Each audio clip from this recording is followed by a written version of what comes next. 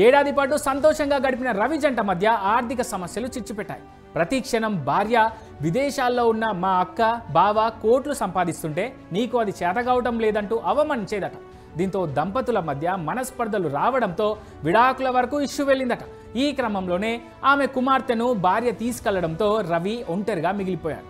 ఆ తర్వాత ఒంటరిగా ఉన్న రవి ఎలాగైనా డబ్బు సంపాదించాలని సినిమాలు పైరసీ చేశాడట. గేమింగ్, బెట్టింగ్ యాప్ నిర్వాహకులతో వ్యాపార లావాదేవీలను కూడా కొనసాగించినట్లుగా విచారణలో పేర్కొన్నట్టు తెలుస్తోంది. ఐబొమ్మ, బప్పం టీవీ సైట్లను క్రియేట్ చేసి ఓటీటీలో విడుదలైన వెంటనే సినిమాలను పైరసీ చేశాడట. జీవితంలో ఎదురైన అనుభవాలతో అతడు మనుషులపై పూర్తిగా నమ్మకాన్ని కోల్పోయిన రవి 4 ఏళ్లుగా ఒంటరిగా జీవిస్తున్నాడు. ఈ క్రమంలో తండ్రికి దూరంగా ఉంటున్నాడు. 2 నెలలకు దేశం తిరిగి చివరకు ఇంటికి చేరాడట రవి. మనుషులపై నమ్మకం తగ్గిపోవడంతో ఎవరితోనూ మాట్లాడేందుకు అంత సుముఖత చూపేవాడు కాదని సమాచారం. విడాకులకు సిద్ధంగా ఉన్న భార్యతో మాట్లాడి విడాకులు తీసుకోవడంతో పాటు విశాఖ, హైదరాబాద్లో ఉన్న ఆస్తులు అమ్ముకొని శాశ్వతంగా విదేశాలకు వెళ్ళి అక్కడ కొత్త జీవితాన్ని ప్రారంభించాలని అనుకుంటున్న దశలో ఈ అరెస్టు జరిగినట్లుగా తెలుస్తోంది.